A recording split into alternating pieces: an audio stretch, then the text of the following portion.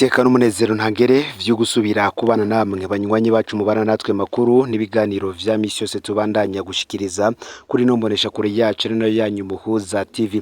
Uyu numwe tugiye kubageza ko amakuru biriko biravugwa bigezwe ko muri kano kanya ngaha mu gihugu c'u Burundi.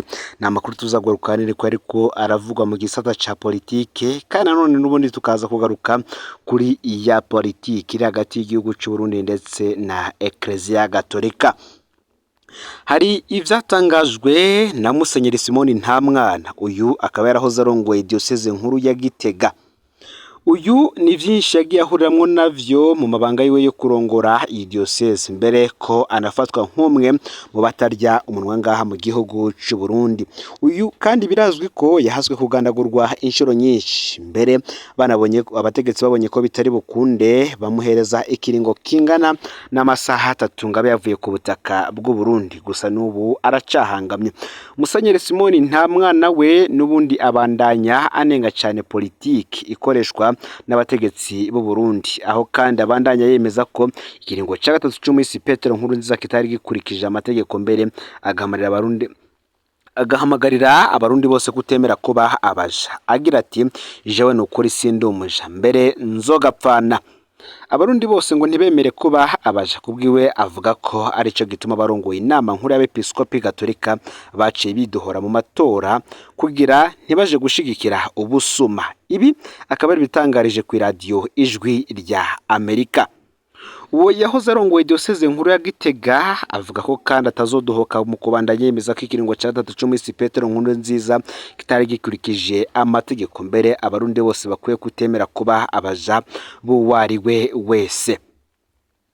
Nako kandi bivuye ku vyatangajwe n'abepiskope ba Ecclesia Gatolika ngaha mu gihugu c'u Burundi, biyamiriza umugambi umwe wiganje cyane mu gihugu ndetse n'ibindi bikorwa bikorwa n'abategetsi batandukanye ngaha mu gihugu cy'u Burundi, aho banashimitse cyane ku bibazo bihanze igihugu harimwo ibura ry'igitoro, ubutungane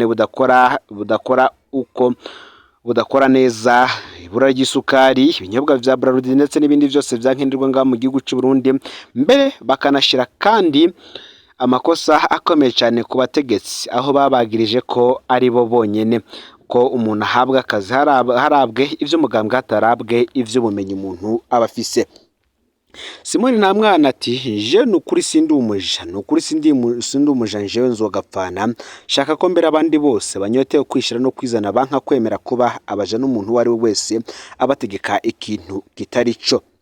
Naho yasubiye gutwara umuhisi Petero Nkurunziza atware ku kiringo kidakurikije amategeko, ngo nico gituma mbere inama y'abepiskopi Gatolika twaciye dusokora akarenge mu matora yakurikiye, kuko tutashaka gushigikira ubusuma ku bintu twiboneye neza kandi ayo matora tubahirije ivyo ibwezwa shingiro ryacu rivuga.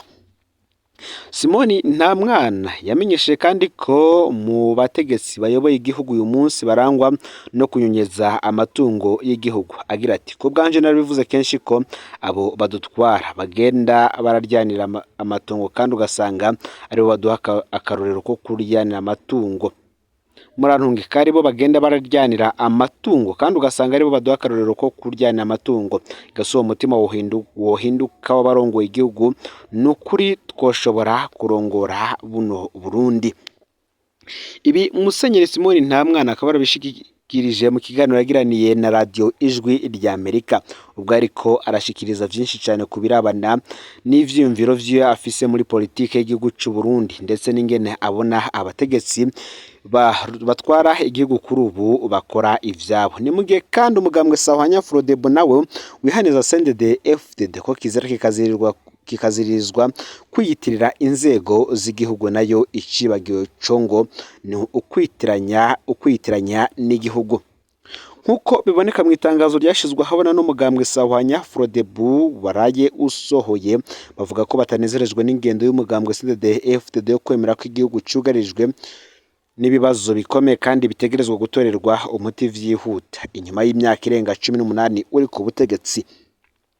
Ivyo bibazo navyo bizingamitse igihugu akaba ari ikibazo c'amahoro n'umutekano, ugukundisha igihugu abanyagihugu, indero mu mashuri, kwishira no kwizana kw'abanyagihugu n'imigambwe, umwidegemvyo ku banyagihugu mu gushikiriza ivyiyumviro vyabo atagukebaguzwa, kugarukira itunga ry'igihugu rigeza aho umwasi ashaka n'ibindi.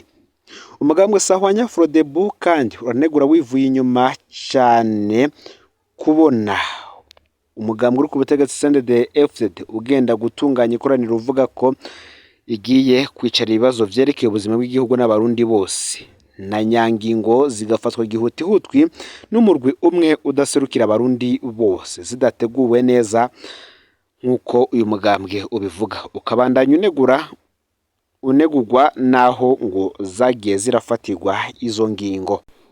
Kubw'uyu mugambwe ukabandanya uvuga ko wisunze kahise n'ingendo y'amyiranga umugambwe uri ku butegetsi ngo ivyo birashobora gutuma izo ngingo zidatunganywa ngo zongere zije mu ngiro uko vyategerezwa. Frodebu ikabona ko ingingo mwene izo zishobora kumera nk'iyi ngingo y'imigambi n'imigabo myinshi cyane leta n'umugambwe CNDD-FDD bamaze imyaka bashikiriza abarundi, yamara ngo abarundi ntibigere bamenya irengero ryayo.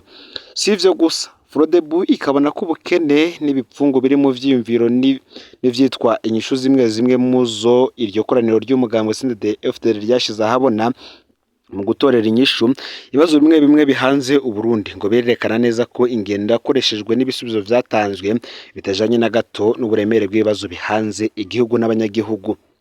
Umugambwe Sahwanya Frodebu uributsa kandi ushimitse ko ibibazo nka vyose ikoraniro kaminuza rya CNDD-FDD ryaraye ryicaye rikongera rigafata ico gise ingingo zo kubitorera umuti ngo bisanzwe ari ibibazo vyimonogoje mu myaka 18 umaze uri ku butegetsi.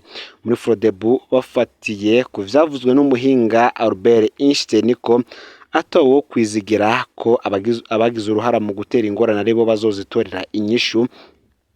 Bakabona rero ko ngo bikigoye kwemera ko abari mu mugambwe uri ku butegetsi bazoshobora gutorera umuti ibibazo bihanze Uburundi kuva uyu mugambwe ubaramutswa.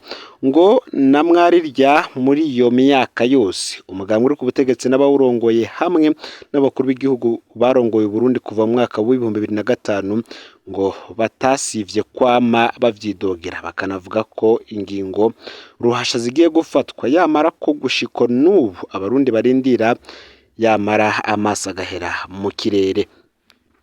Muri Sahwanya Frodebu bakaba bagiriye ko kandi ngo bahanura bongera bihaniza umugambwe CNDD-FDD ko mu ntwaro ya demokarasi ishingiye ku migambwe myinshi kizira kikazirizwa kwitiranya n'inzego z'igihugu.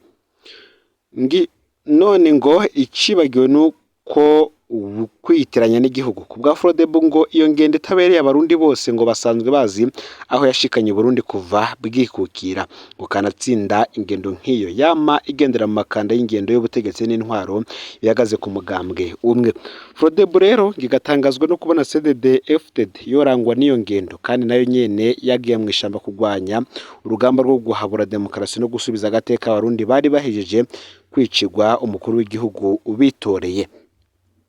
CNDD-FDD rero ngo ikwiriye kumenya neza ko zaba inzego canke igihugu ari ivy'abarundi bose atawukumiriwe, nayo ku bibazo bijanye n'ubuzima bw'igihugu n'abanyagihugu, amahoro n'umutekano, gukundisha igihugu, kwisha no kwizana kw'imigambwe n'abanyagihugu, ubutungane buri kuri bose, kunywanisha no gusubiza hamwe abarundi, gusabikanya ivy'igihugu gitunze, kugarukira itunga ry'igihugu, amashuri n'amagara y'abantu n'ubuzi. Ngo niyaba umugambwe CNDD-FDD wemera ko hariho inzego zatowe kandi ziserukira abanyagihugu, ngo ingingo zose zerekeye ivyo bibazo vy'ubuzima bw'igihugu zitegerezwa gufatirwa muri izo nzego ku neza y'igihugu n'abanyagihugu bose, atamwana n'ikinunu, atanya gupfa atanya gukira. Iyo ngo niyo demokarasi, nibwo butungane kuri bose. Kubwiyumvo rero mu mugambwe Sahwanya Frodebu bakaba bamenyesha abarundi n'amakungu ko bihweje ivyavuye mu ikoraniro kaminuza ry'umugambwe uri ku butegetsi CNDD-FDD, bafata ko ivyashikirijwe n'umugambwe CNDD-FDD nk'ivyinjiviro canke intererano vyega uyo mugambwe gusa, ngo vyoheza bigafatwa nk'uko n'indi migambwe canke indi mirwi n'amashirahamwe iri mu gihugu yama yabishikirije. Naho kuba umunyamabanga mukuru w'umugambwe CNDD-FDD yarashikirije ko naho Burundi bwogaruka mu ntwaro y'umugambwe umwe atakibazo abibonamwo, umugambwe Sahwanya Frodebu ufatiye ku biri mwibwizwa shingiro be n'andi mategeko Burundi bugendera ko uremeza ko Burundi bukiri mu ntwaro ya demokarasi ishingiye ku migambwe myinshi gushika bihindutse. Sahwanya Frodebu ikaba inegura kandi abayumvira abayumvira mbere n'abacisha mu vyumviro ko Uburundi bwosubira ku ntwaro y'umugambwe umwe. Ku bwabo aho intwaro y'umugambwe umwe yashikanye Burundi n'abarundi ngo barahazi. Vyongeye kandi ngo n'umugambwe CNDD-FDD nimba atari ukuvyirengagiza ngo ntuhayobewe, ngo nayo ahandi hoho ntiwari gufata ibigwanisho ngo ugwanire guhabuza demokarasi. Nayo mu gihe bimaze kugaragara ko umugambwe CNDD-FDD na leta zikomoka ko ngo batekwa iyubahirizwa n'ikoreshwa ry'amategeko cyane cyane ibwirizwa shingiro, umugambwe Frodebu usaba inzego zose z'igihugu ureye ku rwego rw'umukuru w'igihugu kwisunga no gukurikiza ibwirizwa shingiro be n'ayandi mategeko yose ngenderwa ko no kubandanya zihagarariye neza ineza y'u Burundi n'abanyagihugu muri vyose na hose. Ngo nayo ivyerekeye imigambi yose yerekeye ubuzima bw'igihugu n'abanyagihugu, CNDD-FDD ngikwiriye kumenya neza ko itegurirwa mu nzego zose zatuwe n'abanyagihugu, ngo hanyuma ingingo zerekeye zigaheza zigafatirwa muri izo nzego nyene biciye mu muco no kudakumirana. Mu gusozera iryo tangazo ryabo muri Sahwanya Frodebu basaba bashimitse leta y'u Burundi gufata ingingo zose zishoboka kugira ibibazo bihanze igihugu bitorerwa umuti. Kuri ivyo abo bose bahunze igihugu ngo nkenerwa ko batahuka mu mahoro n'umutekano mu cabibarutse, ngo bagaheza bagasubizwa mu babo no mu vyabo, ngo bagaheza kandi bagafashanya kubaka igihugu n'abandi. Nayo abapfunga ivyumviro vyabo ngo bakwiye gupfungurwa no kugira nabo nyene baze guterera umuganda.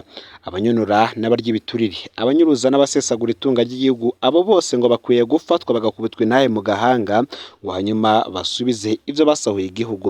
Aho ngo niho leta izobibaye kuko leta nkozi, leta mvyeyi. Aya niyo makuru yaragezwe ko muri kano kanya. Ufyonde subscribe canke sabone niba utari wafyenda ko kugira ngo tuzucika ngo nadushikiriza usangiza no makuru bagenzawe kandi aho baherereye hose kugira ngo nabo baje bashikirwa nayo biriko biravugwa bigazwe ko ngamba mu gihugu cy'u Burundi, hanze y'igihugu cy'u Burundi ndetse no makungu yakure. Numuza TV Imana bahezagire.